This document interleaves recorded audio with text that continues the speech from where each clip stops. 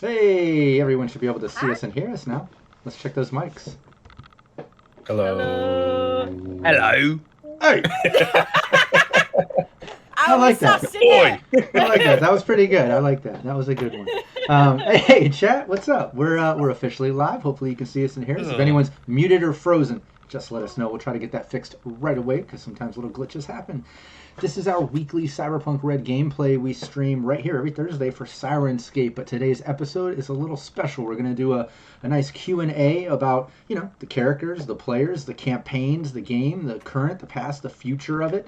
We're just going to dive into all that sort of stuff, so keep that in mind, chat. If you have any questions for us, anything for the characters or players or anything that we've been doing here, get those in chat and we'll get to them. But before we get to that point, let's take a moment to do like we always do. Let's go around the table. Everyone, introduce yourself. Let people know, where they can find you online, and introduce your character. Ellen, start it off. Well, even now, I'm still first. You have to. Hello, I have to. I'm legally obligated.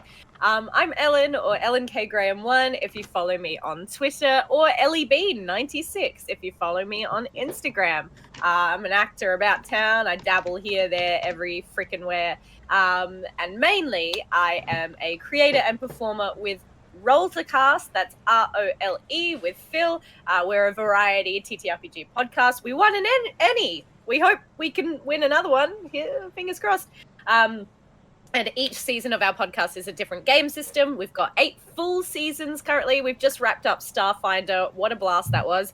And we are about to embark on season 9, which I am GMing, and it is the game Die by Kieran Gillen. It is like TTRPG Jumanji. A group of people reunite after 10 years. They used to play TTRPGs together.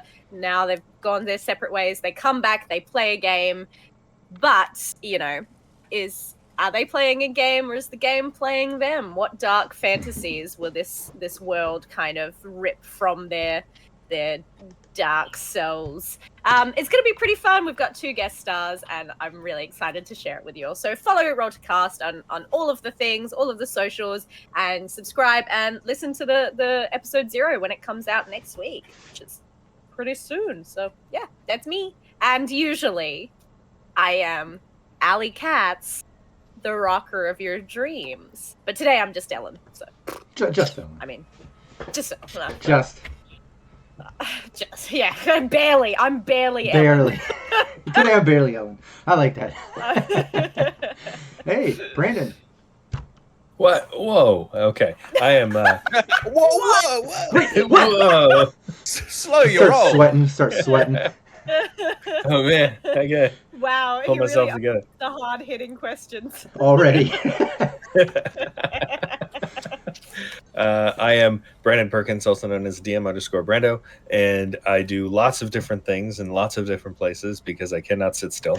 I have written a novel called Soul: A Harvest of Souls, a novella, I should call it, and it is the first of a 3-part series, which is currently the first of the 3-part series is currently on royalroad.com. You can see the link right there in the chat here on Twitch. If you're on YouTube, then it's not there. Chat. So, what are you gonna do? Yeah, I guess I you don't have to Google it or just something. Maybe. Google it. Yeah, look Google me is up on free. the interwebs Hey, or it, something. it, it creates Go it. it creates a mission for our friends, family, and fans on YouTube. Now they have a mission. They need to go and track us Yes. down. Oh. If you choose to Okay. accept it, find my novella, read it, and enjoy. It is Spread the absolutely word. free. It's free. It is free. For the low It's price of nothing at absolutely- all. The low price of nothing at all. Nothing at all. Nothing at all. So, yes, I also act from time to time, and I play TTRPGs, which is most of the acting that I do. I was an extra in the show last week, and this week I get to be a non-extra on this show, which is really cool. Yes, I am a producer at Cybernation Uncensored. Super excited about that. Speaking of which, this coming Monday is The Last of Us 2D20 at 7 p.m. Eastern Time on Cybernation Uncensored, and I highly recommend checking it out because it is a great team that gels together really, really well. And who knows, they may have to figure out how to gel together with new characters soon because none of them have died yet. Well, so and who knows Surprising. what? Wow. And that yeah. will Why not would you stand. What an odd Will thing not to say. I'm not out to kill anybody, but Are any of your players That's what watching I. now? And they're That's just what I like, always say. That's what I always say. But it keeps happening. However, that's Well, they- what I said to the cops. Oh, anyway. they've definitely had some brutal moments there too. Some Yeah. sticky situations. sticky situations. Yes. I won't spoil anything, but sticky situations for sure. And usually I play Rush, who is the fixer of your dreams. But today we're doing the Q&A, so I guess I'll You don't want to just be character the whole time? Well, I could, you see. It's But it fun just voice. feels weird It's a without fun voice. the Yeah. hat and the glasses. I feel like you're the Ted Lasso of this stream in that when you speak normally, I'm like, why the hell doesn't Brandon have an accent? Don't sit right with me. Yeah, well, I've got a Canadian accent, but it's just not Canadian enough for most people. So. It is not. You need to Canadian Yeah, it we're up a little bit. We're very greedy. We want the most. The most. Man, okay. Work on that. All right. Well, hey, we're I'll happy. do that. We're happy to have Work you. on it. We're happy to have Rush, but we're happy to have Brandon as well. Always happy to have the players and the characters. But Phil. Well, before you do me, the chat is demanding a meowdy, so you have to satisfy them. Meowdy. Thank you. Yes, I'm Phil. Hello. I am also Scruff. That's SKKRUF on Twitter and here on Twitch as well. As Ellen said, I'm also part of Roltercast because Ellen and I just coincidentally happen to live in the same city, and we happen to have been making a show together for 3 years. Just That accidentally. happens occasionally. Just happened to be like. Oops, we you live keep it- collaborating. Oops. when you live in a tiny town in the Antipodes, you kind of glom onto the cool creative people around you, and then you spend 3 years making a podcast, and it's great. Accidentally. So yeah, as Ellen mentioned, we're about to do a new season. It's been very, very cool to run and be part of. What's very interesting and cool about Die as a player is basically you're told to like read the rules and then stop. just stop. Know how to play the game. And I'm used to doing a lot of prep and stuff and like diving into the world, knowing all my ins and outs. And this is very much like know who your character is in the real world, but know nothing about Die. So it's been really cool to have that mystery and discovery like unfold as we play. So I hope people tune into the next season. I think it's going to be super duper rad. And then my season is actually next. It's later in the year. It's around November time. But in the meantime, we also do stuff monthly on YouTube. So please tune into our YouTube live streams. We also have lots of cool gameplay on there. Ellen's got her whole Vampire the Masquerade Bloodlines play on there, which is awesome. and we just did our live stream. We just played The Gardener is Dead. So every month we play a different TTRPG chosen by our patrons. And yeah, we played The Gardener is Dead, which is a lovely world-building storytelling game. So we play all sorts of different stuff. So that's what we're all about, playing different stuff. And we also have a really cool Discord, which you can join, where we talk about games, tech, movies, books, TTRPG happenings, and just general guff. So yeah, people who have peeved me off. Yeah, generally we whine about our agents and stuff. I don't even have an agent. But yeah, for myself, I don't do much outside of that. I play this, but this weekend I do stream a little bit as well while my son is in care. And this weekend my son's in care, so we're playing some System Shock. We're playing the remake of System Shock as much as possible. It's gonna be really fun. I've been avoiding spoilers, so yeah, I think I've been linked in the chat, probably. Yeah. Well, Twitter is there. My Twitch is the same, SKKRUF. Go follow me and we'll play some System Shock tonight or the morning, wherever you are. Normally, I play Bud, a solo who is just so much cooler than I am. Unfortunately. I mean, do you want to go around killing people, Phil? Yeah, maybe not. Maybe not. It's a lot. Yeah. It's a lot to deal with. Yeah, I'll just chill. Seems like a lot. Yeah. But yeah. Ask me questions about how I can be so cool when I myself am not, and I'll try and answer them. That sounds good. I like that. And hey, guess what? I'm GM Rob Mulligan. I'm the game master here, but I'm also the founder of Cybernation Uncensored.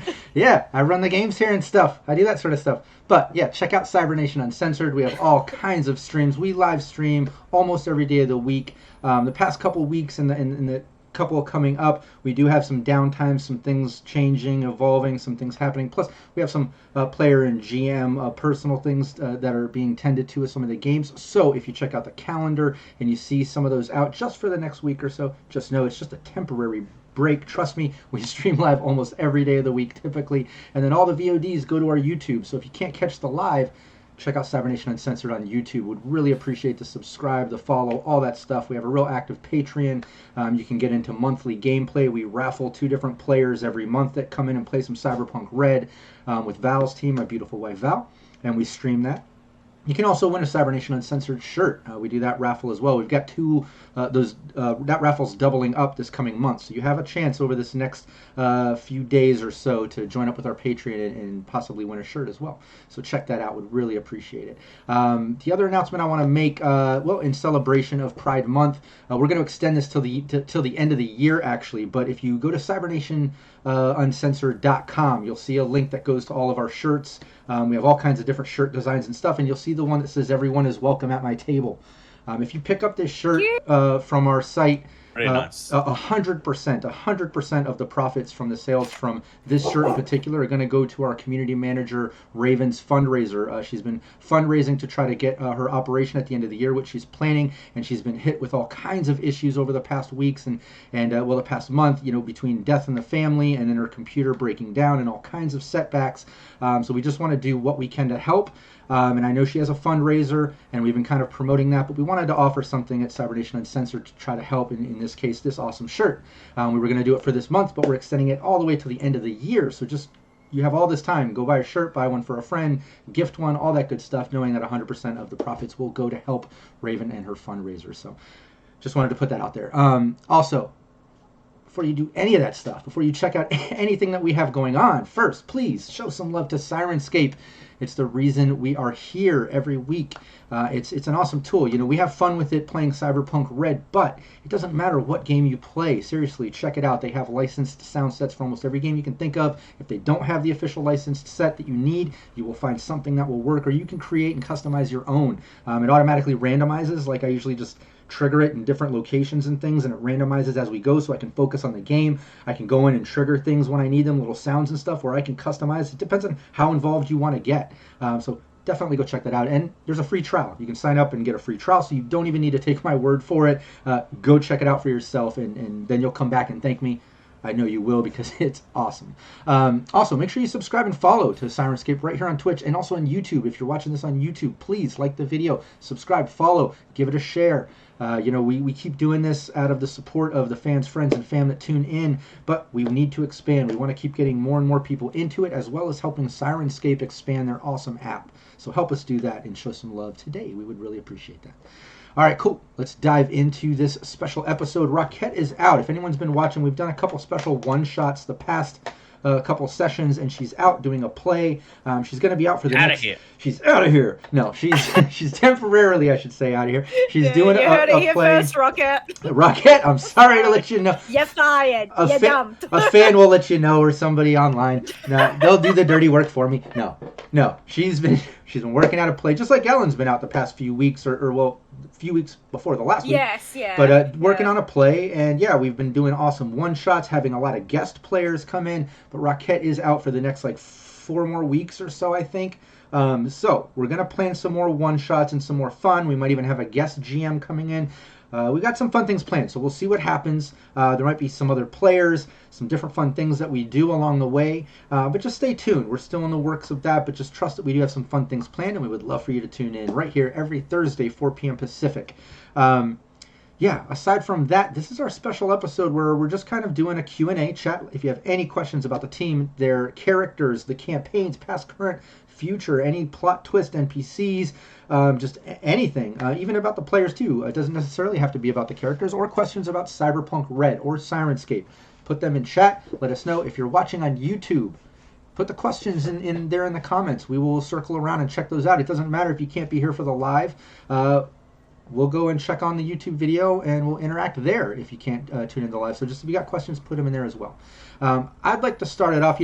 I want to dive into everyone's, favorite campaigns, favorite plot twists, NPCs. Obviously, things that I've had my hands in creating and presenting and throwing at you. I would love some feedback on that stuff. But before we do that, I think it was awesome. Phil earlier mentioned something about Bud is nothing like me, so much cooler than me. Alan said, well, do you want to kill people? That sort of thing. It made me think, are there any sort of, are there polar opposites you're living out through your character? Are there any similarities, exact mirror sort of things that you've done with your character that you're like, oh, that is a little piece of me or something that happened, but I've elaborated, or are you living out fantasy stuff? But I'd love to just hear some things based on your character creation, or if there's some connections there and stuff. And since Phil kind of started that off, why don't we start there? Yeah, Phil. Phil, take it away. Tell Alright. me what you think about Bud and Phil.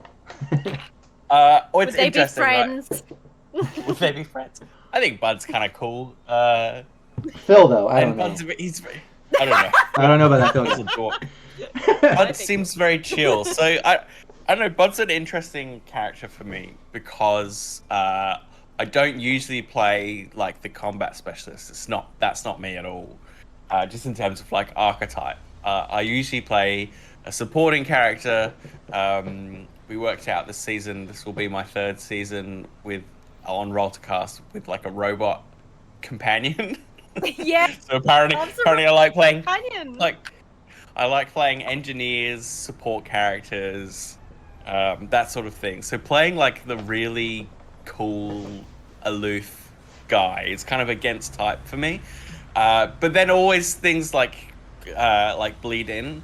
So his attitude of being he's cool as a cucumber, but he's also a bit of a gamer and a chiller. That is me bleeding through, I think, because I'm a total gamer. It's something that I've been doing since I was a real tiny lad when my dad brought home a BBC computer and we played Space Rogue, through NES and SNES and Sega Genesis and stuff. Nice. So I like that part of him. That part. That part of him comes from me. Yeah, I was curious because you've definitely had that, and I love it when you have those role play moments. They always pop up randomly. It's never overdone, but it's once in a while, and it's always a pleasant surprise. Like when there's downtime or some moment where all of a sudden you, and I think it's between Bud and Allie, right? You're always threatening to raid each other's kingdoms when you're not paying attention or something. Yeah. I love that sort of role play in those moments. Who started that? Was that something that Bud kind of introduced him? Because I forget where that started, but was that something because it came in from Phil's real life of being a gamer or something? Or is that both Allie and Bud? Where did that start? talking with about the playing. Elf Lines Online. Was that what it Elf Lines was? is the Like other release? one. Yeah. Yeah. We played. There's two things we'd like There to was reference. another Elf thing. Lines, which is official. It's part of the lore, right? Yeah. And then Kingdom Clash is the thing That's we what it made up was. that we play on our our agents like in Yeah. downtime. I feel like it just came up organically, that sort of thing. It's just like What we're doing is we're angling for a sponsorship by Raid Shadow Legends. yeah, that's right. That's like the Kingdom Clash like equivalent, I feel. But yeah, I remember us both being really jazzed about Elf Lines Online's when they released it as like proper DLC. It's just like, hell yeah. Yeah. People in Cyberpunk game to escape their lives. Yeah. That's right. And what would it look like? Like I wonder if it would be like a microtransaction hellscape. Probably. Absolutely. Oh, absolutely. Full of ads. Yeah, but it's dystopian. But people are like in Cyberpunk, they're so used to it, right? They don't have an alternative. I don't know. The other thing about Bud is like I made him asexual as well, and like one of the major parts of the Cyberpunk world is sordidness and sex and lust and stuff, which I guess Ali taps into with her career. So it was nice to give Bud something else to do. I like that. I like how that's worked out with Donna too, because that just came out of nowhere with Donna flirting, and being with the team at the 24-hour cafe. Obviously, anyone that's not familiar watching and all that, but I do like how that kind of like the teasing of going on a date with Donna and Bud not being interested in like sex stuff, but talks about liking her as like she's a good girl. And like you guys connect and chat, but there's like never like, I don't know, sexual flirtation stuff. It always just seems like good-hearted, even down to like when you guys took over the cafe and you were like kind of pitching when she got all excited about Donna's diner and things like that. It just always felt like, when her family was in danger, Bud was concerned about that and stuff. Like it just always felt like Bud kills. He's a solo. He's a cool guy. He's kind of quiet. Seems dangerous because of that. But he is a bit of a softie, Yeah. He's got a nerdy soft side to him, which I think it kind of cuts the cliche off the character, rounds that corner off, which I really like. Yeah, and most of the stuff has just been organic, I think. I don't want to jump in too much, but like I love that there's proper ace representation, because I feel like there's not a lot out there. And like it was an interesting thing as well of like, it's like Bud is pretty upfront and has, I guess, known that about himself for a while.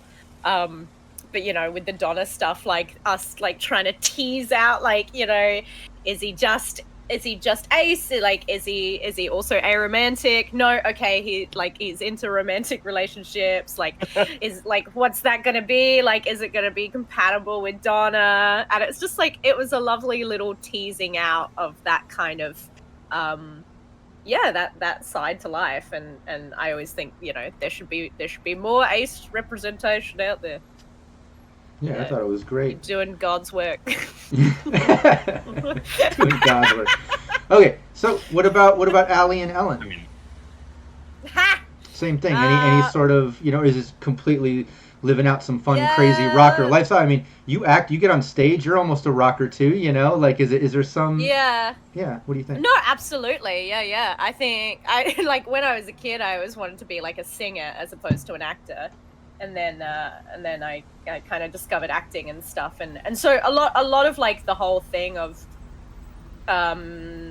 like Allie's whole inspiration is for me like what holds the most sway in this world, right? And as Phil said, it is quite sex obsessed. It is quite you have that interesting element of like fandom when then it becomes parasocial, and it's not just that people are looking for, a celebrity, right? They want this kind of vehicle for them to put their obsessions on, to put their, like, to objectify, to consider like their own in a way. And I thought Cyberpunk, being this dystopia and not too far from ours, would absolutely like thrive off parasocial relationships and that kind of, fervent fandom that's fed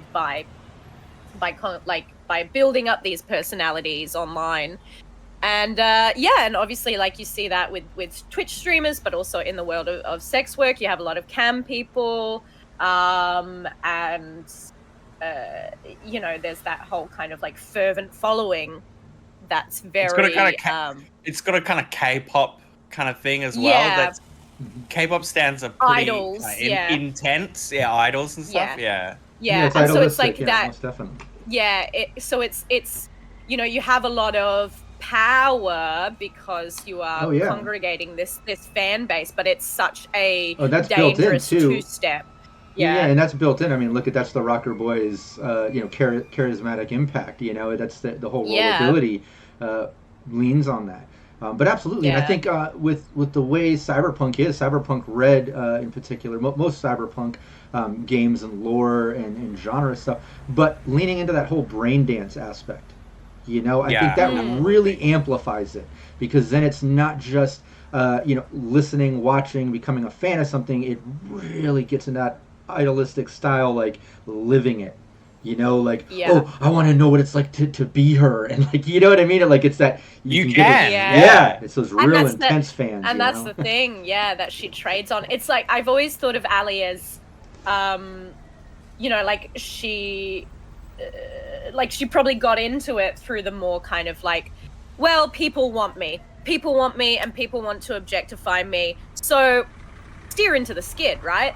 But like, she's found her own identity in kind of elevating it more to a kind of performance art level, and I think there's always been like a tongue-in-cheek nature to her work, where it's like the thing of it's the thing I'm always really interested in, and me and my friend, I model for him occasionally, and we've done like a series of like kind of risque shots where we explore like where the model's gaze is, because like in a lot of like intimate kind of photos, it's always very, not always, but like a lot of the poses are very kind of objectifying or like voyeuristic, because the model's looking away, so it gives you the chance to really like look at them with abandon. But it's really interesting when the model meets your eye, of just like, I know you're looking at me.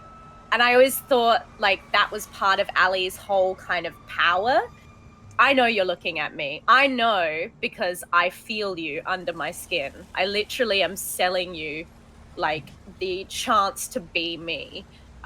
There's like a level of intimacy there that you're not going to get with other performers. And so like there's definitely like inspirations I've taken from my own life, and like I wrote a play that was like delved into like similar kind of thoughts and musings of like being a woman in the arts. Occasionally there is the sense of just like, well, I just can't escape the objectification. I simply cannot. No matter where I exist, no matter what the costume is, no matter what the performance, no matter what the character, I will always be looked at as a kind of sexual object first. So there's definitely like some thoughts that then filtered down into being Ali. She started out probably a bit more callous than I am, a lot more kind of individualistic, focused on herself. And like as the series has kind of gone on, she's fiercely loyal, which is like a trait I really admire in her. To the point where like it's my people, I would kill for them, literally. So she's really funny that way. I also I don't know if it's I don't know if I see myself in her necessarily. I'd like to in certain ways, maybe not in every way. Yeah, no, and I like that. At the beginning, like I've seen Ali kind of evolve to almost, I don't want to say like, I can't pinpoint the exact words I want to use, so it's not these, but for the sake of conversation, somewhere within the realm of like, not leader or mother or something, but I think the Hades combination, when you started dating and became in a relationship, the whole gonna get married and like, now granted, some may not have really happened, right? Because of the whole Braindance fiasco We don't stuff know. that We has don't happened know. in the past in these past campaigns. But regardless, I have seen that sort of like helping reel in Hades when she gets kind of crazy, because we see how Hades is sometimes when Rockette plays Hades. She can get kind of crazy, over the top, almost pushing that cyberpunk to an anime level sometimes. Like, I love the characterization, how it, like the style of role play in that character. But I've seen, since that relationship has developed, and I don't know if it was intentional or it's just been something natural, but Allie almost kind of take on the lead of that relationship, and then in whole for the team, help with some Hades moments where she might get a little crazy, maybe about to throw her at Bud, or yell over Rush when he's trying to handle a very touchy social situation or something. There's these moments, and I've seen Allie kind of step in. Yeah. Born from necessity. Someone Maybe. or all dead. Or you're dead. It's the thing of like, it's really interesting how that relationship has affected Allie, and hopefully Hades too. But it's interesting in that sometimes she'll temper Hades, and sometimes she'll feed into it, and they'll the first few seasons, Allie definitely would not have wanted to be seen as foolish or silly. I think like enough people in the industry she's probably had to fight that for so long. But like, it's really nice now that she's in a comfortable relationship with Hades, that sometimes she can be a bit more goofy and goof around with her found family. So it's nice, like, sometimes she'll bring Hades down, and sometimes she'll rev her up, which is it's really nice to play with. How scared was everyone when the clone Hades and Hades seemed to have gotten along, and we're about to skip off into the night, like, was everyone like, oh my god, there's two of them and they're combining forces, this is good. Like, I don't know. Allie is like, there's two of them. Interesting. Oh, well, that's a different story for Allie. That would be kind of crazy and fun, maybe. PWB in chat, I love that, says Rockette can go full Joker sometimes. Absolutely. Hades, like a combination of like Harley Quinn meets Joker at moments. Like, that's a great, I love that. That's awesome. Would be cool if her doppelganger was like really sensible. Yeah. That's funny. That would have been funny too. Oh, what a great idea. Brandon, what about you and Rush? Yeah, well, it's interesting because Rush is very different from me in a lot of ways, and he's a very different character than Not what I just the usually accent? play. Yeah, not just the accent, and the hat, and the glasses, and the sparkly vest. It's No, the sparkly vest is all Brandon. I've seen you. No, I'm kidding. Well, who knows? One day, you may see me in person at a con or something, and I'll just be all sparkly vest. So, who knows? But yeah, so I mean, I drew a little bit from real life as far as Cyphers is a character that my wife made. So, I thought that for me to play a character that's married, I feel that like it comes across as more honest if the wife character would be based on my wife. So that's interesting. That's where that came from. Net running and things like that. It's my wife's not actually very techie at all, but but it's what I figured she would probably choose as far as the character goes. So yeah, she chose the name and everything like that. But yeah, otherwise I just assume that Cypress looks like my wife, and, and just go from there. Just That's awesome. That So said, she made Cypress first? well, it's kind of. She's never played Cyberpunk or anything like that, but when it comes to tabletop games, Cypress is usually the name that's used. So Right. yeah. So that's where that comes cute. from. Wow, what can I say? I love her. It lends the character like an honest air, right? It's got like a politician kind of vibe to it, like Oh, he's married. He's happily married. He's got to be a good. He's got I his honestly, heart to be in the yeah, right when you place. first said it all the way back, you know, like session 0, session 1, when we first started getting it, that was really interesting to me too. When you first mentioned that, because in all of the teams that I've done, all the players, characters, I can't think. I mean, there might have been, but I can't think of any that brought up like a husband or wife or something. You know, like being married and stuff. So I thought that was really interesting, and it was interesting, you know, to pull not just the cafe ownership for team, but now into the recent, you know, baby on the way level of Rush fitting within that vibe. It was really interesting. I love that you brought the marriage into the Edgerunner realm, you know. But before I go on too much of a tangent, back to the you know, opposites and the similarities between Rush and Brandon and stuff. What else you got? What else you think? Yeah, well, I usually play a fighter type character, somebody that's very combat forward. Like real life. Yeah, always fighting people. He's always punching people. Yeah. Look at his shoulders. Gave him Wolvers just because I'm used to hitting people with blades on my fist. Wow, Canada's rough, huh? It's crazy. It They don't depends tell on where ya. you live. So why did you choose a social archetype? Yeah. Because it is so different from what I've played in the past, and I thought it would give me a challenge, you know, that I've never had before. But I still ended up making him very combat forward in a lot of ways. Like he can shoot, You gotta. know, and he can dodge bullets. Yeah.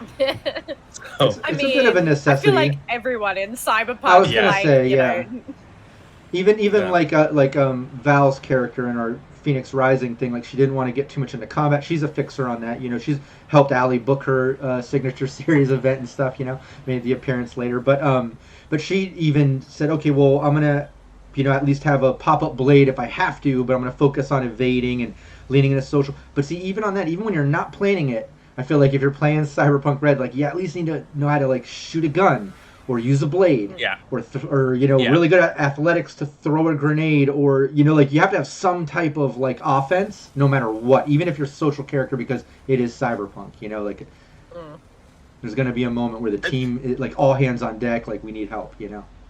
well, the That's way what I find. Oh, you sorry, you go. It's your turn. You go. Okay. The way I pictured it, as a fixer trying to become a fixer, you have to go into these dirty places and do dirty things. You got to make dirty deals, and you've got to be able to break into cargo containers and steal everything that's there without getting noticed. You know, so that's why he's good at lockpicking. That's why he's got the cyber eyes, you know, with the dark vision and everything, because he's got to be able to have an advantage in a situation like that. And that's where he cut his teeth as a fixer, is breaking into cargo containers, stealing everything inside and selling it. So, you know, but also being such a smooth talker, he was able to turn enemies into friends. He was able to always get out of sticky situations. It's just, and that's something that came out of just rolling his background, because it came up with no enemies, but he had a bunch of friends. That's awesome. Oh my Yeah. God. Makes sense. So I figured, well, I guess he's just got to be really good at talking his way out of problems, right? And one of his friends Can't was be a mad. former Can't be enemy. mad. So Eh, it was worked so- out really yeah. well. So Now, funny how- that, yeah, like the backstory, you double cross me, and I'm like, just can't stay mad at this guy. Well, you know, I'm Yeah. Rush. What are Yeah. you gonna do? Tip- Gonna be mad tips at me? his hat No. once, and you just like, Can't hate the hat tip. Yeah, Right. no, I'll make it up. to you. Now, how much do you align with that, Brandon? Like, how do you, you know, like I know you online. We chat all the time. We've been playing now for years. I think you're a social guy. You're fun. You're outgoing. You know, I met you through the Syrinscape guys, so you've networked through there. You've done the event. But how social do you consider yourself like comparatively? You know, like as far as Rush, like would you be fixer? You said you play fighter most of the time. Is that because you're so far from that you like to be outside that realm, or is that you like more physical stuff versus social stuff? Or like how does Brandon fit in? I think I just always found fighters to be the easiest to play because it's pretty much hit things. And there's some fun tactics and things like that you can do with fighter type characters. But with Rush, he is very different. Like I am not as good with words as he is. I would like to think that I could be. So that was one of the things that I liked about the challenge is it would help me to practice that, to be something that I'm not, to be able to live out this character that I've never played before. Like most of the characters I've made don't have anybody. They don't have their parents. They don't have a wife. They don't have, anybody in their life, with the exception of one character I made called Snow, who was very close with his sister, who, spoiler alert, ended up dying. Because you have these relationships. You in a tabletop RPG, you risk losing everything by having them, and that's something that I thought going into Cyberpunk would be really interesting to have. He has his parents. He has a wife. The closest people that are, that were to him, before meeting this group, this party. And now he's got this extra bunch of people that are as close to him as, his wife and his family. So he's got a lot to lose. And I feel like that makes him really interesting to play. Because if he had nothing to lose, it's an archetype we've seen multiple times before, and I didn't want to just bring that in again. I wanted something interesting to play and interesting to watch, and I thought that's what Rush could be. Oh yeah. Great job. People having human connections in Cyberpunk is such it's very punk. Like to me, loving people in Cyberpunk is very punk. Because everything wants you to be out for yourself and individualistic, and that's why Ali and Hades were not together at the beginning, is because they suffered a loss, and Ali was like, nope, not doing that, not getting attached, not getting hurt again. And so to have characters that have that inbuilt connection, like Rush and his wife, it's it makes you nervous. It makes you fight so much harder, and it makes those characters, act in different ways because they're not in the game. The easy option is to just throw a full attachment. Yeah. Exactly. Yeah. Look, we have a great question here in chat, and it kind of plays off. I was mentioning how, I was inspired by Rush's family Edgerunner stuff to kind of put a plot twist on the recent one-shot of Cypherus helping rescue you all with the help of Ali out of the vault and all that stuff, but then the plot twist being a sort of positive one, like, hey, I'm pregnant, had to get daddy out of the vault, sort of vibe, and it was, I felt, just as an explosive plot twist, like, wow, didn't see that coming, as any of my others that I'm proud of doing. Like, there's certain more explosive than others, obviously, right? But in this one, I felt like I was real happy with that one, especially it being kind of a positive sort of thing in a dystopian game and world. Like, it was just like this quick flash of light at the end, But Shareable Horizon, this question, perfect timing for that, says, question for the players, do you guys prefer running/playing, it just shifted on me there, running/playing in a darker, high-tension campaigns, or the lower-tension, lighter-tone ones? And what does everyone else feel about that? I feel like it's nice to have both, because if... the few weeks when we were in Arasaka, like it was so amazing and engaging and you know, high stakes, like the highest stakes ever. But I remember like coming away every Friday after the game and just being like, oh god, oh, we've really messed up, oh my god. Like it was, you know, it's nice to have the downtime and show, like, you know, the variety in these characters' lives, and just like real life, you know, it's not always like sometimes you go on a mission and it's relatively chill and you're kind of, you know, you can handle the job, and sometimes you're like way out of your league. And I think if I was like just doing stressful ones, I'd be like I would be much more of a shell of a human than I am now. That's just me. Yeah, I agree. I think you need those peaks and valleys when it comes to serialized content like this. You've got to have the high tension mixed with the low tension. You've got to, do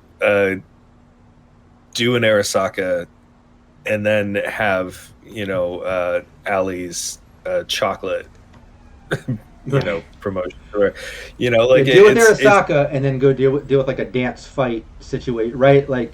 Exactly. Yeah. Because you kind of need to decompress from something like that, and I feel like the characters need to as well, not just as players, but the characters themselves need to decompress. Especially when you're role playing this person, it's not always easy to jump right back into that stress. Yeah. But it's really nice to have those low tension episodes. But the high tension ones are just as necessary, I would say. In fact, it's probably necessary to have more high tension than low tension, just as long as it's balanced, if that makes sense. Oh, yeah. PWB in chat says, I enjoy the 24-hour cafe episodes as much as the action episodes. And, that's part of the reason why they're there, is a little bit of decompress, a little recap, a little gather your thoughts before we just go right into the next, figure things out, right? And it also, just as a little meta outside of game thing, it allows me as a GM on a weekly gameplay to at least in between campaigns have like 1 week where I can think of the next campaigns, the next cool plot twists, encounters, things, because, it's ongoing. It's weekly, and it's been years now. I barely have time to breathe, and when we do have time off, it's because I have to go film or do something else, not plan for this, so it can be stressful just as a GM point of view. So that's why the 24-hour cafe is kind of there for that reason, and for a little decompressed stuff. But it's great to hear from chat to say that they enjoy that as much as the action. I have to agree, as a GM, it's very entertaining to see the players just role play that hard and kind of come up with cool conversations, making up past things, and I don't know, it's just a lot of fun. But Phil, we didn't hear from you yet. How do you feel about the balance, high tension, low tension aspect and all that stuff? Well, it's interesting playing. I feel this might feed slightly into the next question as well, because I was just, to answer that, I was very quickly looking at our early conversations about what we were going to play. And so, the point it's making is you got to be, there has to be stuff on the line. It has to be dangerous. Like, that's kind of the whole point of Cyberpunk. So I agree with what Brandon was saying, is that it's all well and good to have downtime. Like, you need it. But you can't stay there very long in Cyberpunk. You have to be risking things. Stuff has to be happening. It's a very action-forward kind of game, and the idea of being an Edgerunner is that you're fighting for survival, you're fighting for your principles, you're fighting to carve out a little space in this world for yourself or for others, right? And so if you spend too much time just kind of like being a guy in the world, it kind of deflates that slightly. Not to say that we do that, but it's like, I always feel like there's like what's the next thing that's going to happen to us? What's the next thing we gotta do? And the downtime helps you kind of like just kind of build up to that a little bit, so that you can draw into it. But obviously, playing a solo, all of my cool stuff and utility happens when we're fighting people. Yeah. So I I'll say this though. Great. Hold that thought. I don't want to interrupt and lose your next thought. Don't forget what you were going to say. That's okay. But there's been so many times though where the solo perceptive aspect of your skill rolls and stuff have saved the day, and then allowed you to role play Bud in a more tactful sort of way. So still leaning into combat or in action or something that might happen. But there's been moments where it's helped figure out like how to get in or out of a certain room or situation or things, and it's the perception. It's not always combat, but that's another thing with solos. But you've really role played that well too. Yeah.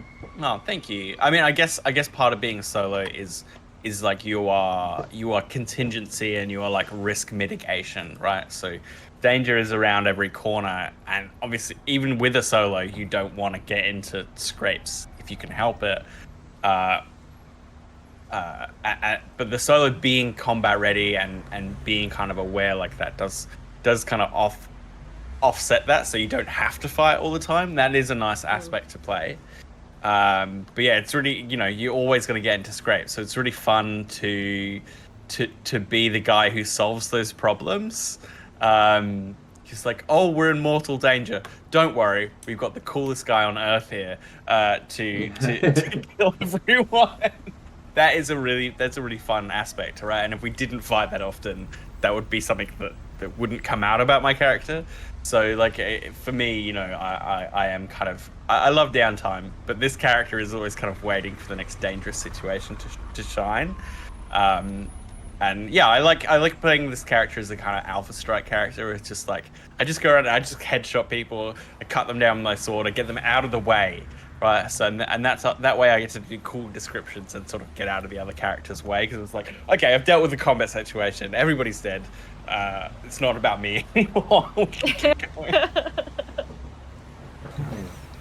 Yeah, what do you think as far as all the different campaigns that we've had, and like maybe the big plot twist moments, right? Like these moments like where you were having dinner with Leviticus, and you're talking, you're thinking what's next, he's whining and dining you don't know if you trust him, but you got to get through, you're just trying to get to the next spot, and then all of a sudden I'm like, everyone roll to resist torture and drugs, and you were poisoned and wake up just like when with Umbra, when you're taking over, and I'm like, well, what would she do being as crazy as she will? Well, absolutely, if she's in a moment of she thinks she's getting overpowered, about to die, she's going to hit the dead man switch, the whole place is going to sink. I know as a GM, I'm throwing problems at my players, I'm making exciting moments, plot twists, some of them I'm just improvising and coming up with on the spot, and I have no idea how you're going to get out of it. And like in that situation, I knew like the ship's sinking, even if the separate districts separate, like there's still the main hull, like people are going to die, like it's going to be dystopian, it's going to be grim. I don't think they're going to be able to save everyone,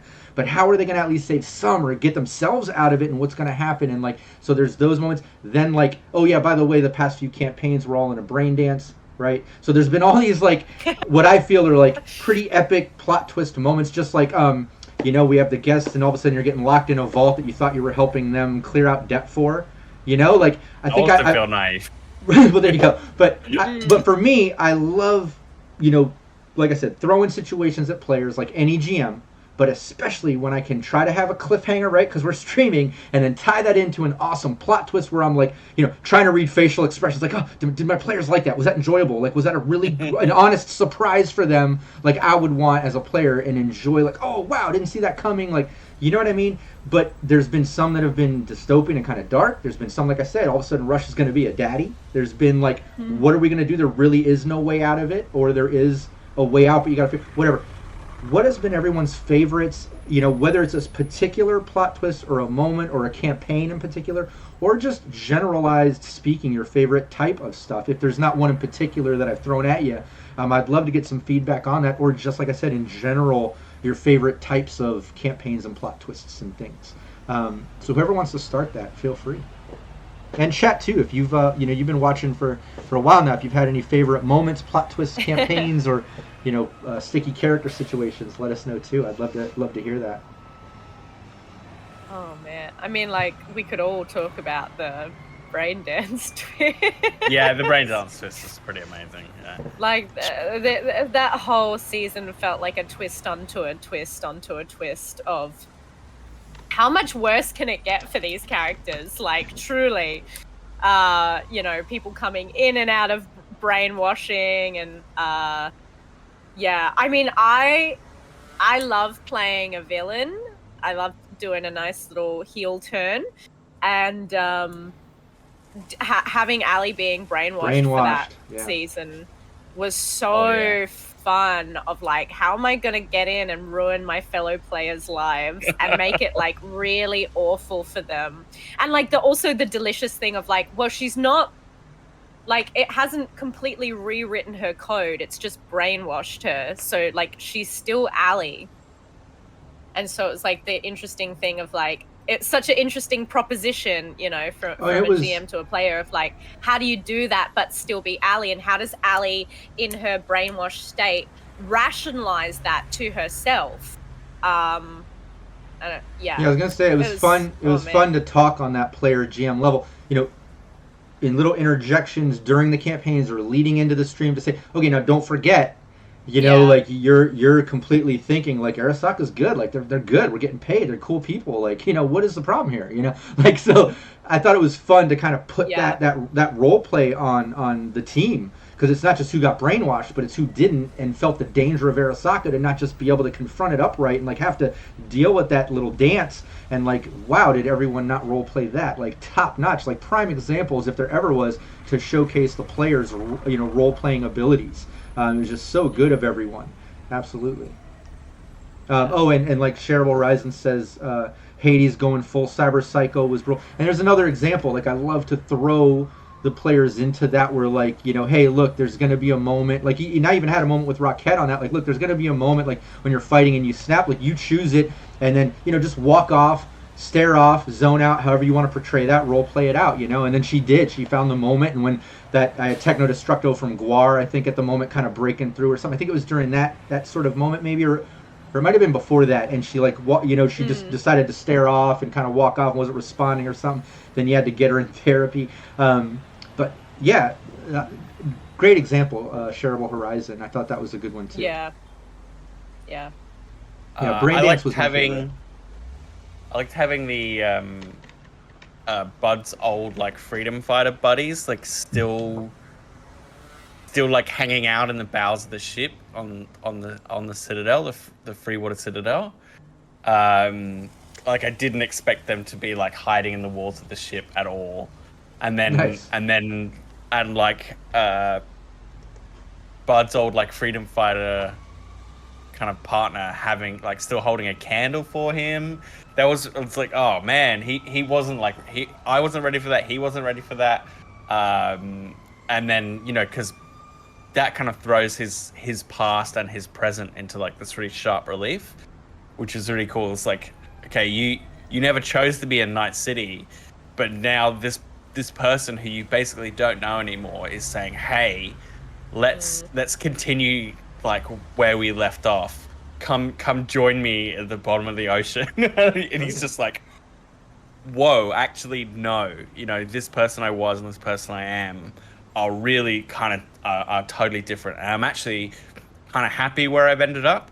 And that confronted him with a character choice that I hadn't, like, it's not something I had anticipated exploring, but by having that kind of like thing from his past show up was really great for me, and got me to ask questions of the character that I didn't know the answer to until they came up. In all honesty, in that moment, I didn't know how you were going to react either, but on the spot, I role-played her as telling you, like, look, the ship's sinking, let's go, me and you, we have room for, like, you know, another one, let's go. Like, in my mind, I was like, as a GM, like, okay, cool, like, I wonder if Phil's gonna, you know, like, make a new character, like, there goes Bud. And yeah, next Thursday, here comes Phil with a new character, like, and that would have been totally fine. Like, that would have been an epic storyline, and that would have happened, it would have been part of the evolution of this team, and you know what I mean? Perfectly normal. But that choice was there, and I think you role-played it like how you just described it. Like, makes perfect sense. It was so good.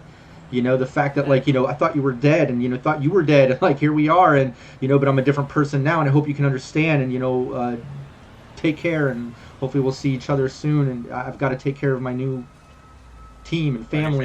Yeah. Really cool. Bud chose the present over the past, which is... A delicious choice.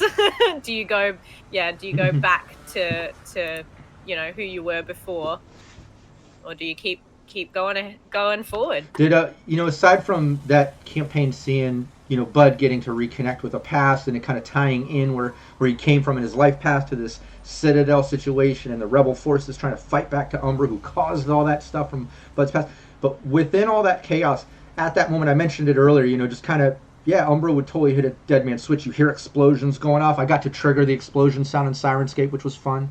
I always love when I can have a moment where I'm like clicking a little, like, you're doing automatic fire. Oh, cool. Let me hit that. Like, it's just fun as a GM. But anyways, when that happened, the place sinking as a complication was. I was wondering how dismal did that seem? Because it seemed very dismal to me. Because like I said, I just kind of came up with it. And I was like, yeah, how are they going to get out of this? All right, and that's where we're entering our session. But in my mind, I was like, man, what are they going to do? Because I don't know. Not only that, but it felt like a really colossal failure on our part. It was like, go save this place from tyranny and have it opened up again. And when we left, everyone was either dead or floating. It was just like, well, we don't look great in this situation. We haven't really helped, have we? So that was. Did we not free them from tyranny? I guess. So, technically, yeah. By sinking their home. That's how you. Instructions unclear. That's how you win Cyberpunk. Thing. That's how you win Cyberpunk. Yeah, and the place that Bud grew up, right, is now at the bottom of the ocean as well. So it was pretty. Not the first time that it's blown up either, right? So. Yeah, exactly. Yeah, so it was pretty. So he lost his leg. It was due. It was due for another. Yeah. Yeah, another sinking. So that was a kind of cool ending, I think. It had that kind of bittersweet thing, and then cascaded into consequences for us, because that was the beginning of you can't work for the city anymore. You guys are too. That's true. That's true. Caused too much chaos. It did get epic, and even Nash had to vouch for you with the council and stuff. There was all kinds of stuff. They pulled funding. I forgot about the further repercussions from that just trickled down to other aspects of the game and life. But yeah, that's crazy. But it did also kind of circle back around in a positive way, in a sense that the districts got back together. They were able to reform the Citadel, and it's this new sort of trading post on international waters. From what you hear, hopefully one day you'll be able to visit there. I mean, you ran into what was it, Xander or Zing or the guy, the techie we met there. No, the guy who was running who liked Bud fighting. Yeah, he was running a fight club on the Chinese district. Yeah. It's Harrison like was the techie who I hated. Yeah, that's right. Yeah, you got jealous. Yeah. Would have murdered, maybe. Who knows? So jealous. There's a question here I'd like to get to. Yeah, but before that, let's hear Brandon though. What? Oh yeah, of course. Any plot twist campaigns or anything in particular? The sinking of the Citadel was the biggest oh crap moment for me, because I was completely blank. I had no idea. I was like, there's nobody I can call that's gonna make it. They can't. What are they gonna do? Drive across the ocean? Hello? Yes, can you help me? I'm sinking. I need a water taxi. Right? I mean, I didn't know anybody that has an AV as far that early into the campaign. Yeah. So that was the biggest oh crap moment for me. The twist that caught me completely by surprise, though, was definitely the vault. Nice.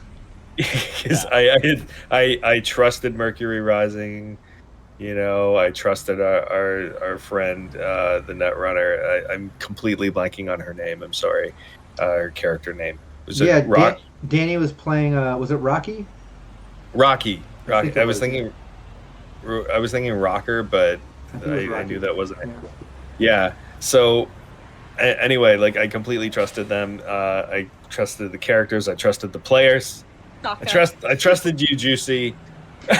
Oh, and let me tell you, just like Ellen said earlier, it was fun when she was brainwashed to kind of lean into the villainous side of her. When I told Juicy and Danny the idea, they loved it. They were like, "Oh my god, this is so treacherous! Oh, this is so awesome!" They're so excited, waiting. The response, especially Danny, seemed extra excited about it too, to the point where I was almost worried that during the game, they were going to kind of give it away at a moment. They did not, and they did not. It was so good. They were so good. They didn't drop a single hint. You're tempted, I think, sometimes to be a little bit oh, I'm gonna drop something in, see if anyone notices. But Rocky was ridiculously. She played naive. Yeah. He was great. Yeah. Oh, annoying. You guys are suckers. What other? Very dystopian though. I felt like so cyberpunk to get double crossed by an old friend that Rush trusted In Vegas. owed a favor to, and like in Vegas, like, oh, it was so good. Getting locked in a vault, yeah. What was the question, Phil? You saw in chat. What did we miss? There was a quick one from PWB back for about if you're gonna play. Were you considering playing a different role? And that sort of just ties into what we're asking. And I was gonna play like a media or a netrunner, and then we had a discussion around like what Brandon was saying is that he said explicitly, I normally play a fighter, but I have this fixer made up, and I have some combat chops, but I can respec to be more combat focused, right? If that's what the party needs. And I was like, oh, let me step into that role. I'll be a solo, and then you can spec however you want. So that's kind of how I landed on that, because I was going to play something a bit more social. Someone, Cold Spider asked what was the hardest role to play. I think the hardest role to play is either lawman or exec, corpo. You never see those two roles. That's because they're both really hard to play. Yeah, we had on Val's team where we do Phoenix Rising. Prior to that, I had that team make a media corporation because they had a media. Played by Will, who's on my Cyborg Saturday team, comes from Team Nevermore, and his wife Naomi played an exec. So I made them have a media corporation where they were putting out stories. She would manage the corporation. He was the media. Val was the fixer. They have a solo that kind of helped with adventures and protection. That's where Cold Spider plays too, who came and is doing the tech work and renovating the cafe for this team. Cold Spider is their tech now, because Will ended up dying. It was a crazy moment. He had to leave that team, but the character died. It was this epic thing. They could no longer do the media corporation because then Naomi, who was just getting a thing for that character, went off to LA to be Los Angeles, whatever, be with her family. So now that's how they started this whole brain dance thing that Cold Spider's character runs. And in the behind the scenes, Val's character Fixer runs normal gigs, Edgerunner gigs. And that's why they have to hire extra players every month to get the gigs done, from the Patreon raffle that we do, so we can bring in 2 new players. So it all kind of connects all the dots and stuff. But we did have an exec, and the workaround was completely to make the team about that. Like, okay, now you're running this media corporation, But I agree. It is difficult dealing with execs from a GM, not just player stuff, because they also have the minions and stuff, right? They, as you rank up, you end up with like a tech or a driver or security. And it's all these things you got to kind of incorporate in and think about and worry about. So I agree with Phil on that one. Yeah, that's a difficult role. Yeah, there's a part of me that one day would love to play exec just for the it's juicy, right? You have the whole thing where clearly something's gone wrong in this person's life to make them go Edgerunner, or maybe they see this as a way of getting their own kind of little hit squad. But you have the opportunity for a nice kind of character arc, or but yeah, hell no, it's too complex. This is the reason I've played a rocker before, and I was like, oh, I don't just want to go back to the basics. Sometimes I also like doing a combat character of me hit heavy thing done. But I've played a nomad. This is a good balance. Who does that kind of same thing. Yeah, Allie's a good balance being a rocker, because you've got all that social stuff, and the charismatic impact thing has been very powerful at times, but absolutely can engage in combat. She can shoot a gun. She has a cyber snake, which has come in handy more than once. Yeah, she doesn't mess around. But yeah, I would love to play a lawman, maybe, who's kind of a detective, do some kind of cyberpunk noir. Yeah. One day, I think that'd be really fun. I think I'm a bit too stupid to net run, but who knows? Well, even just talking, yeah, that's fine. I just in this conversation off the top of my head, I was just thinking, it'd be kind of cool, next player that wants to play an exec, we'll put together an Edgerunner team where like the team helps this exec basically take over corporations. Like you have to start with little mom and pop shops and stuff and work your way up to a chain, to a big corporation, but it's not by normal means of, you know, buying out shares and working deals and stuff. It's obviously other means, right, to take over these corporations. But that might be a fun way to do it, you know, to bring an exec in where there's got to be some action to do things, some espionage, you know, aside from combat stuff, you know, but maybe it's like taking over corporations, trying to build up to where you own all these things. That could be kind of fun. Tabletop Owlbear in chat too said prep questions. Do you have a process or phase that helps you get into character? And on the Syrinscape side, do you all have a favorite sound track or sound set or such? For me, I love the Forlorn Hope sound set because I like the city sounds. I can, you know, adjust sirens and different things like the other city sounds. But in the Forlorn one, I can easily hop into combat melee or gun combat. They have like options within that sound set that kind of diversify. Other than that, I love Decay. The Hot Zone stuff Urban is a Decay. lot of fun. Yeah, Urban Decay is fun.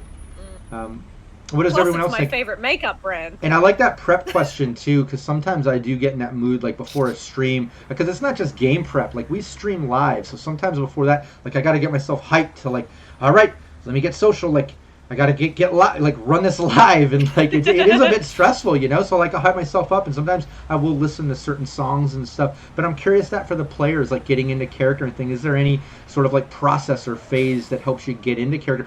You guys all do cosplay too. I imagine that helps a lot. But yeah, what do you guys do to get into character? Anything help? Getting into cosplay is a huge part of it. You know, once I put on the hat and the glasses, I feel like I'm pretty much there. But Brandon has left the building. yeah, all Canadian has left me at that point. But there's also the song by the composer that did the Deus Ex games, Michael McCann. He did a song called Watchtower, and I'll often listen to that before and after every stream. And that helps kind of lock things into my brain, bring things back, you know. It's almost like scent memory, but for a song, you know. Sense memory. Sense memory. Yeah. So it's a real active technique that you're using. Yes. Yeah, I Sense create memory, playlists for every character I make. I don't know. It helps me when I'm out and about. Usually, most streams I got to walk the dog beforehand, so usually I'll pop on that playlist. And there's a lot of Grimes. There's a lot of Metric. I've got there's a song called Closer Than This, which is very fun. It's very sexy, but it's all very like a lot of the lyrics are like, I'm never going to let you in. Like, you're never going to get closer than this to me, which is like very, very early Allie. There was a part of her that's closed off, even though she literally lets people inside of her head. I like explosions in Syrinscape. It's pretty dope. Oh, yeah. It's sorry, I jumped way back to the old question. Cosplay takes part of the same forever. question. I'm so envious of Allie now with like, she's got tech hair and chem skin, and I've got me. and holographic changing clothes. Yep. And now she has holographic changing clothes. And again, I'm me with a budget of 0, doing eyeliner at 6 a.m. of just like, Jesus Christ. Like, and sometimes I'll do the contacts. Sometimes I feel like I've tried to modify Allie's looks for stuff that's a bit more convenient. I don't always do contacts and stuff for a long run, you know. I might do them for like special occasions, and when we started out I had contacts, but yeah, like definitely a lot of that makeup and like I feel like I'm similar, Brandon. Sometimes getting into the costume and the makeup is very transformative. There's something about like looking at yourself in the clothes of another character, and you kind of go, okay, this is how this person looks in the world. And it's nice to have I'm the rocker of your dreams before the session, because I'm like, all right, I got to speak in an American accent. Yeah. Get that in your Yeah. noggin. There's certain words that, you know, like, it's Americans, like, pretty okay, but every so often, because I'm not reading from a script, obviously, like, you know, you gotta talk in it and think in it, and there'll be ever so often, like, words where it's like, how the hell does that say, like, where the hell does that R come from in your accent? I don't get it. Yeah. That's funny. The rocker of your dreams is nice because it's got that R. Yeah. R. Yeah. Yeah. I forgot to mention my favorite Syrinscape sound sets. So I like Trauma Team because I got to voice act on that one. So I'm super proud of being a part of that. But I also have made a lot of Syrinscape sound sets, and a number of them are sold. So the Realm Smith Temple of Hram one is one that I'm really proud of that I had made. I had extra time to be able to really devote to that one. And I was able to pull together some interesting sound combinations. And from what I'd heard, there were people that liked it. So, yeah, so I'd recommend that as well. Yeah, I almost forgot that all my favorite Cyberpunk sound sets are the ones that have my old band's music in them. I forgot. I completely forgot. Like, anytime I'm in it, that's my favorite one. That's my... Yeah. Obviously, yeah. no, Trauma Team one, I forgot to mention that. That is a great one. I like that one a lot. Not just because your voice is in it, but it is a great sound set. And that's cool that you've made other ones. I know that we used your custom ones when we were doing Fallout 2D20. You made one that I was using on my campaign, that you were using on yours. So yeah, great work on all that stuff. Yeah, as far as, we talked about some favorite plot twists in past campaigns and like these epic moments and stuff. I think the positive one that kind of sheds a little light to possible future stuff is obviously Rush is going to be a dad, right? Cypherus is pregnant. I don't know if that's going to be played out in real time or if I'm going to want to jump some time at one point and then all of a sudden Rush has an infant or a toddler or a baby. All of a sudden he has a teenager that hates him. No, but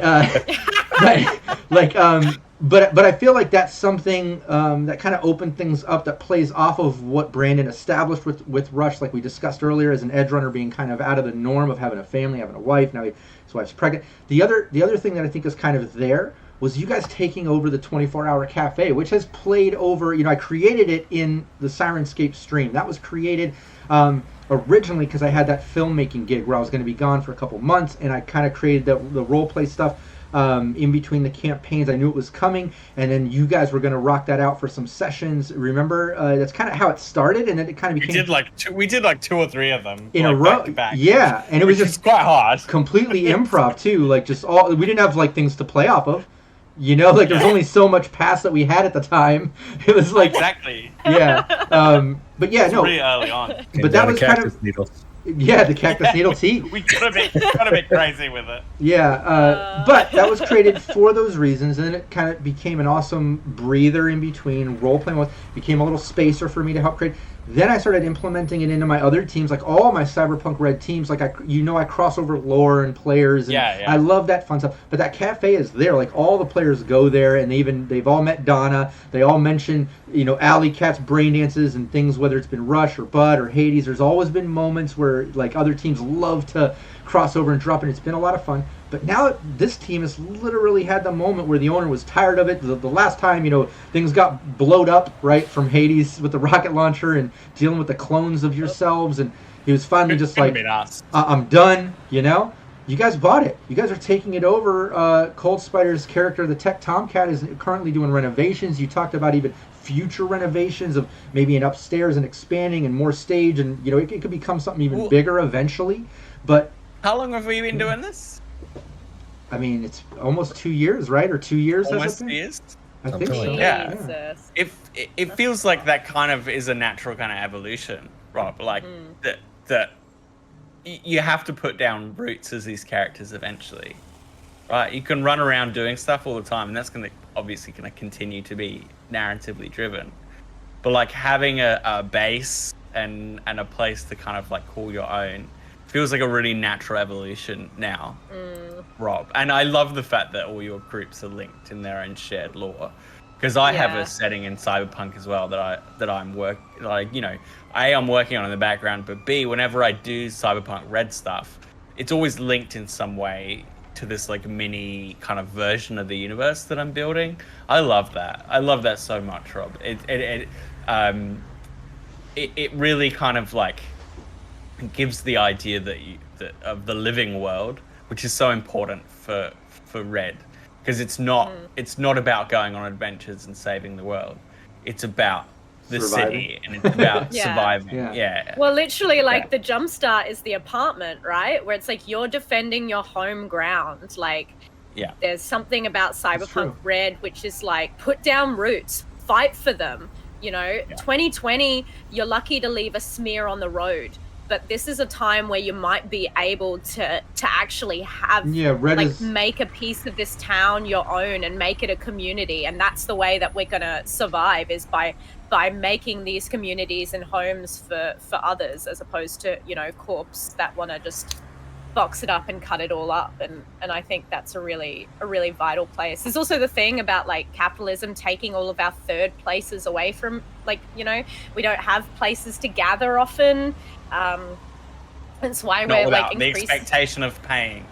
Exactly, Well, that's what- like with Red, that's, yeah. I think get because of the so fourth isolated. corporate war, it kind of lent itself to be able to rebirth the city from that, like you said, become a smear in 2020, right, on the road as an edgerunner, just Yeah. trying to survive. It can be brutal, little bit crunchy in that brutal, right? But it's there, and I think that Red, not just streamlined that, but it also kind of, like I said, rebirthed the setting in a way to where, like you said, Ellen, like everyone's just trying to find a little elbow room. Like, okay, we're everyone's coming back in the city. It's rebirthing. It's still just as dystopian. It's still extreme, combat zone versus exec zone, right? Like, there's still this sort of extremism in it, right? But it just feels a little more like, I'm trying to survive, but there might be a chance just for me to find a spot for myself now. And I think with the 24-hour cafe, what I think is neat about it, and I've done this with a lot of my teams, like I said, with Veritas running the media corporation, Nevermore had to be owned by a corporation, but then they kind of evolved into what it was. Now that's become Cyborg, and other systems were floating through. But with this one, it was always like work for the city, right? Because I love each team to kind of have their job or their gig. It's not just defend your homestead, or an Edgerunner team knows each other, let's pick up gigs to make money. I always try to give somebody, maybe not a home base, but a job or a location, if it, in some cases a home base. But in this one, it seems like, Citadel lost that for you, right? And you had the council issues, and then you were kind of open on your own. You dealt with Arasaka, the Brainiest, things got crazy, and then it pulled back to now Russia's going to be a dad, and now you kind of own a cafe. Like, it's kind of a weird, I don't know how to put my finger on it, but it's not just a home base. Like, now you're like owning this cafe service for the city, like where people can go eat, and then I have other teams frequent that place. I don't know, there's just something odd about it that I really like it. I can't define it with words exactly what I'm feeling, but it feels really good, and I like it. I don't know, that's all I got for that. I like it. Take it. And you heard it from the man himself. We got a new question, which is a good evolution of what we're talking about here. From Shareable Horizon. Springboarding off that, do you ever see your characters hanging up their edge running boots and trying to go legit? Ooh. Anyone? I mean, what's legit? That was going to be my response. What does legit look like for these people, true. right? Are they going to work in a factory? Less Are they gonna killing. work in a Let's say warehouse? that. Less killing, right? Like less Edgerunner gigs where like you can kind of justify expendable people to get a gig done. You can justify their moral beliefs and stuff. To be like, they're not that good of a person. I can take them out to get what I need done to set things right. I think there might come a point, and correct me if I'm wrong, Shareable Horizon, to where maybe they mean like that, like hanging up the Edgerunner side, like no more doing gigs that involve guns and blades as much as, running a cafe. Oh, we're running low on supplies. Let's do a special event this weekend. Like now you're just kind of running a nice normal thing. Still like counterculture, still like underground, but just not like directly involved anymore. Maybe I think that's more likely than going corporate for these people. I think that's the last thing they do. I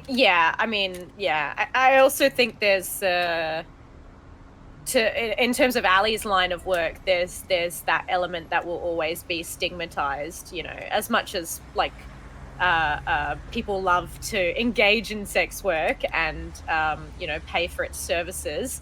There's always going to be an elitism and a classism that's like, well, you're not welcome in the corporate sphere, you know, you're not seen as marketable or family friendly or what have you. And so I think there's always going to be that element to her life that's like, you know, she probably can't make it in those spaces. Well, I don't know. Would that be the equivalent of like, and I know like it's not as dystopian, but right, like let's tone it down to a more realistic, like remember back in the 90s, you had like George Foreman who was like beating people up in a boxing ring, who's like, hey, buy my George Foreman grill. I cook burgers real healthy. It gets rid of the fat, and like, you know, he doesn't fight anymore, but now he's selling these things, and like, you know, lots of people, you know, as they get older and retire, they become spokespeople, they run a business, or, you know, like, or they've always run a business on the side hustle, and then they focus on that more when they get a little too old to do what they used to do, so to speak. Do you see Ali, like, you know, hanging it up, and now it's like, oh, remember that rocker from back in the day? And oh yeah, they run an awesome cafe now that evolved in this event space and eatery that's 24-hour for the city, and they actually donate to charitable causes, and they do this, like, but she doesn't do any like fighting or put out like you know, they don't kill anybody anymore or do gigs. You see what I'm saying? Like, do you see the team evolving to that point? Rogue doesn't do gigs anymore until she does, right? Well, there you go. Yeah. That's true too. There's also the thing of like ageism and in Cyberpunk, and how do these punks get old, and do they get the chance? But how would we? And if that were to happen, how would we play that out? Would it be time to say, okay, cool, you know, let's talk that out, and that's where the story went and those characters. All right, new characters, start over, rebirth. Let's start over. Or do we play that out? And is that a weird Cyberpunk red stream where like there's not a lot of combat, but there's a lot of like other like real life mirrored, but you know, future dystopian versions of real life issues and stuff. I don't know that would be as entertaining for Cyberpunk Red, but it's something. Yeah. There's something there. It's fascinating to me in terms of like, how people get on in this world if they get the chance to live longer, and what does that mean, and you know, countercultures can just be as rough and you know, as corporate kind of spaces. I don't know. I maybe see, like, maybe for Ali being able to just be herself and not perform for people might be a welcome release, since she's essentially, like, in her mind been a kind of like herself has been her tool of profiting in this world since, you know, she was a teenager. And there's like something nice to be like, I actually get to keep my memories for myself, and maybe she'd go on to like more of a fixer role, kind of more of a producer, kind of like I'm happy to support up and comers, and like that'll be my kind of job. But yeah, who knows? I don't know. We'll see what the fans want. Well, do you want to hear what I kind of, you know, anticipate where it's going, or do you want everything to kind of, we'll see how it evolves? Because I do have a general Curious idea. About your thoughts. Yeah. I've done I'd it with, love to know. Well, I've done it with a past team too, where you know, they went so far that some of them were evolving into new characters. Some of them couldn't play anymore. They couldn't commit to the stream. So when I evolved that and I got the new characters going, they were hired by a similar corporation, and when they walked in, I kind of was able to wrap up the story by like their past characters entering the room as older people that were going to like mentor them and show them the ropes. One was like just back from tour, so the new rocker could be mentored by the past rocker and things. So it was, and like they actually got teary-eyed. A couple of them cried. It was a real emotional moment where like, oh my God, like we got to reconnect with our old characters as older people, and they were like nice to us and like taking us in and like helping our new, you know, it was a really cool moment. But I almost felt like, because I put the 24-hour cafe into so many of my teams, and it's become this sort of thing, right? Where this is almost a West March feel in a way with like one GM, but I almost felt that, you know, Rush already got to rank 10. You know, I felt that once the rest of the team started getting up to 10, now Rush is going to be a dad, you're taking over the cafe. I felt like you all would get up to that point, like was suggested in chat, almost retiring from typical edge running, not to fully be out, like you said, you're only out till you're back in, right?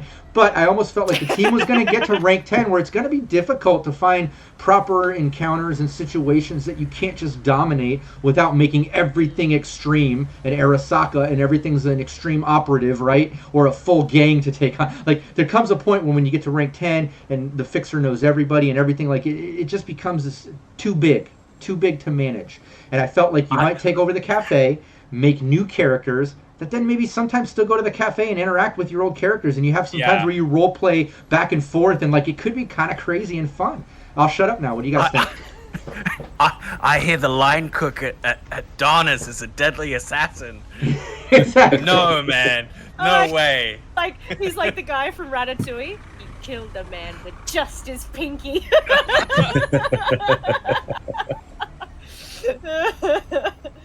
I mean, that would be an amazing kind of evolution, and I guess it's who knows what the future holds.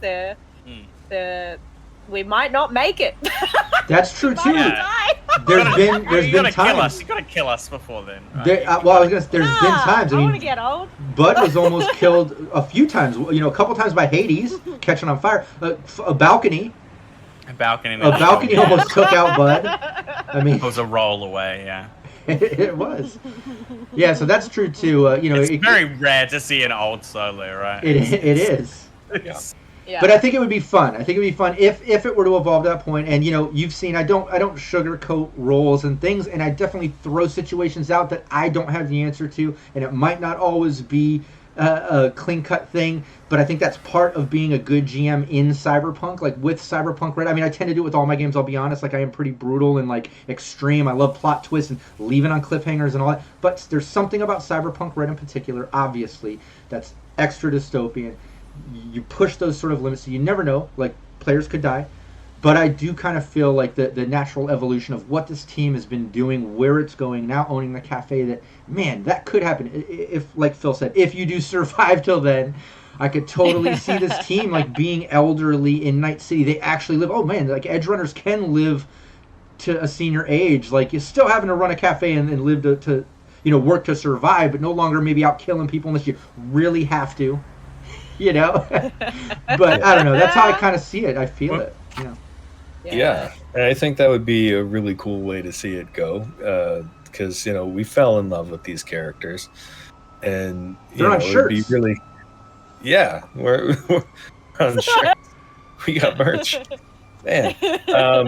And like I thought about it, especially when you brought up the baby. Like, would Rush retire now? Because he's now got even more to lose. Would Rush's next character be his son? Should we make him a son that you play or something? And like then you have to play your dad as Rush sometimes. I don't know. Maybe there's something there. Funny story. My backup character is actually Rush's dad.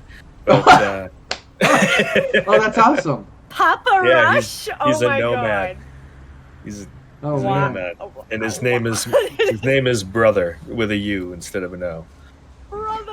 I like it. But I love it. yeah. Oh my gosh. I think it'd be kind of fun to see a little baby Rush out for missions.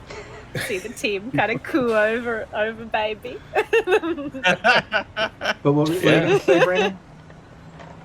So I had thought about that. I had given it a lot of thought, and I was thinking, I don't think Rush's story is done yet. He's got more to do, and I love the idea of if any one of us is going to roll up a new character or retire their character and roll up a new character, I'd love to see us all do the same thing at the same time. Yeah. Me too. That's why I like that cafe idea. Like, imagine y'all getting old and just no more out running missions. My arthritis. I have my trigger finger arthritis kicking in on Bud. Like, so you guys run the cafe. But then, like, whatever new characters you make, I like the idea of, like, running into your old characters at the cafe. Like, there's something there that I really would love to see happen. If possible, if y'all live, if this can make it to that point. I think if you all can live, we can do it. We'll see. I think it'd be such a wonderful evolution of what this party has done in the world, where, I really feel like they've been about like they've found each other as family, and that's only become stronger and stronger. And that sense of family and community is in a sense like affecting the neighborhood to the point where, you know, when they were thinking about buying the diner, it's not to turn a profit, it's to cement this piece of Night City that they want to keep that way, to keep Donna around, to keep, like, you know, the regular patrons. And I feel like it would be, yeah, like that's the dream, right? As an Edgerunner, is to keep building that community and keep living on in like all the people that you've affected. Yeah, that was just my big old thoughts. No, well put. And also Rush Baby forever. I think it would be quite fun to have that baby around. Oh, I love that. I love that idea. And I haven't even looked, but I'm sure there's a baby sound in Syrinscape I can use. If not, we will make one because it's I going to can be do a needed. pretty good baby effect. Nice. Well, let's hit up Steve. You've got a job. Steve. But no, I'll record my baby cry if you want. We're getting to the end here. I know that was good. I know, Ellen, you have things to do. You have event stuff to take care of. I gotta get on a plane. Yeah, you've got to get going. So look, let's wrap this up. I just want to give chat one last chance. Any last questions that we missed in chat? Any last things that you want to get out that you want us to answer before we wrap this up?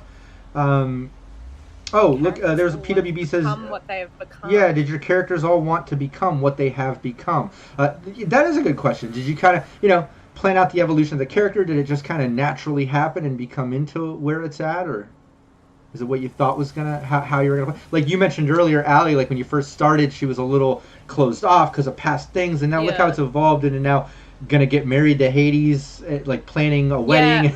She's kind of opened up. I've literally gone and changed it in my character sheet of like, who's the most important person to you, from myself to Hades. Oh, that's awesome. Because that was how it was, like how it began. And in terms of like, did Allie always want to be a rocker? I'm not sure. I think she always craves that. There's like a part of her that is very don't come close, but then there's also a part that craves intimacy and connection. And so I think this, she always wants to be the kind of center, even if a previous attention in her life was not asked for. She didn't always ask to be the center of attention or under the eye of many lustful people, but she found it and she rolled like hell with it. What about Bud and Rush?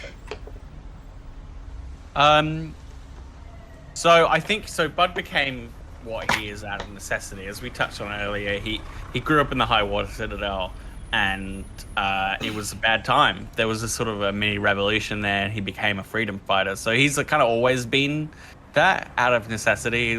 He wasn't like, you know what, when I grow up, I'm gonna kill people. He had to fight to survive his upbringing, and that's kind of all what he's always known how to do, and he's good at it. So he's kept going. And as for what he's become, I mean, I think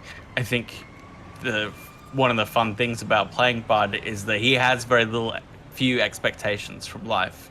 He's pretty okay with what's happening. Like if he gets time to game and he gets time to like protect his friends and make a little bit of an impact in the things that they get to do, because generally speaking, they take gigs where they get to make a small difference, right? Whether it's to right a wrong or fix an issue. That's what they're doing. And I don't know where Rob's going to take us in terms of like, we have connections with some of the wider political players.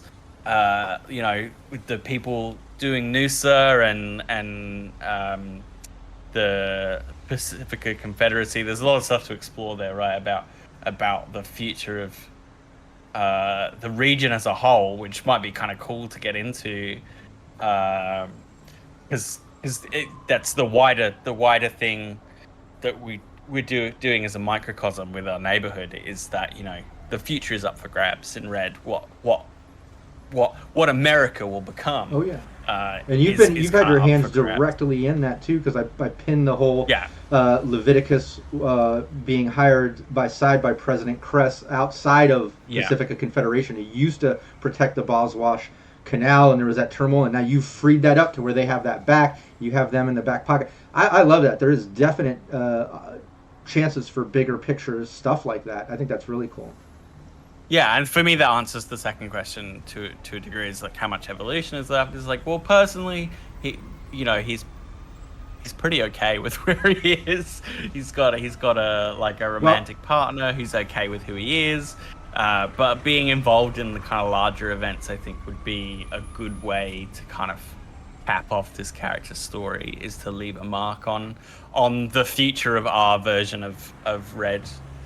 Oh yeah, no, and that second part of the question was by PWB. There says how much evolution is left in the characters before time to roll up a new Edgerunner. That's what I was saying about that rank 10, and then there's only so much beyond that. But I like the bigger picture thing, maybe being involved with some political things going on with missions that have to do with it, and it can kind of take up the caliber of encounters and things. But even that can only last so long, especially when you got to especially when you have to be a dad, you have to run a cafe. There's some things going on. But back to what you said about your guild is raiding on the weekends. Exactly, you got to protect yourself from your own friends. But I think when you said, Bud, about there's something about Bud being refreshingly easily satisfied that I love, like when it's describe your morning rituals and everyone goes through what they're wearing and this and that and getting ready and their coffee and start to, and I love almost every time. And there's been other moments like that where it's like Bud's like, he just wakes up, kind of fixes his hair. Oh, is that coffee? Cool. Like he just throws on the leather jacket, is ready to go. Like he's just cool. He's just playing his game. He's like, oh, what? Oh, time to do a mission. Okay, let's go. Okay. Meanwhile, there's just something refreshingly easily satisfied. Or there's something there I'm trying to express. But yeah, there's something nice about Bud with that easygoing thing, even in those moments of chaos. But what about Rush, Brandon? Yeah.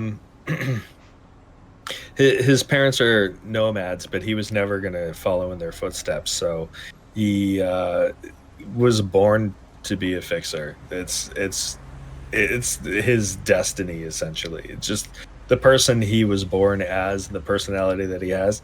He wasn't going to be anything else. So that's the way I see it for him. And as far as the evolution question, I don't know how much there is left for Rush. I don't think there's much, but I do feel like his story's not done yet.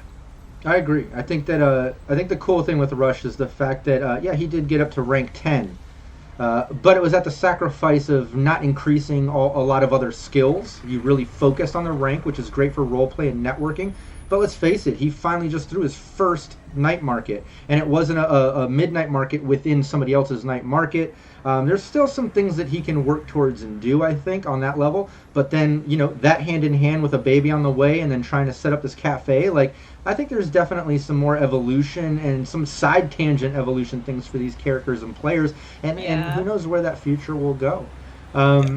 Yeah, I'm personally so excited for Ali to meet Russia's baby, because I think she's one of those people who's like, ooh, kids.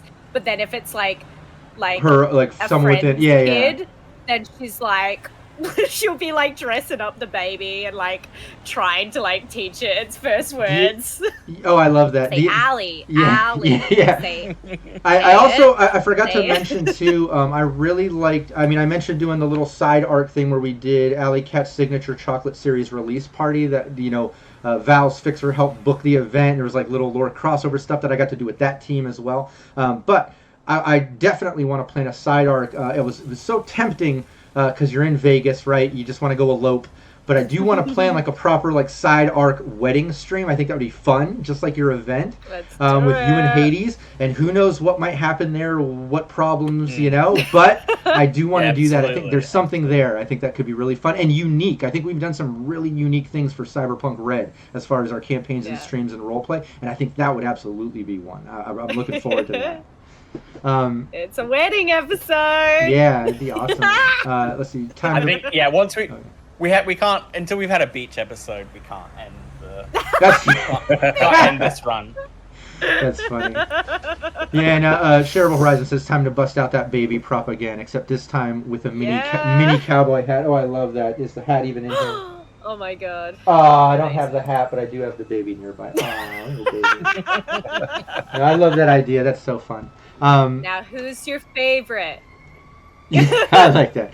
Allie. All right. It's Allie. Let's put a cap on this. This was a great fun Q&A. Thanks so much, chat, for contributing questions and keeping this thing moving forward. I feel like we could have went on another couple hours talking about this stuff. I really love it. I love not just talking about the campaigns and plots and things that I was involved with and getting feedback and seeing where things can go and stuff, but just diving into these characters and getting a feel for kind of like, where they came from, where they're going, some of the reasoning behind decisions and role play moments. And I could do this for hours more, and maybe we'll have to plan some more streams in the future where we do this. We do a little Q&A with chat. We do some more deep dives in characters, little recaps and stuff, even beyond what we do with the 24-hour cafe recaps. It was just a lot of fun. So thanks, chat. Thanks, players. Rockette, I know you're out there kicking butt with the play. We miss you. Can't wait till you come back.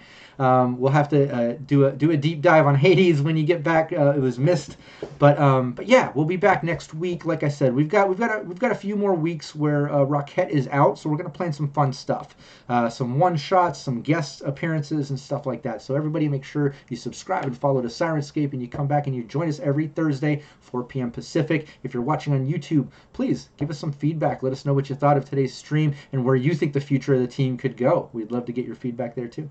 All right. Thanks so much, everybody. We'll see you next time. Take care.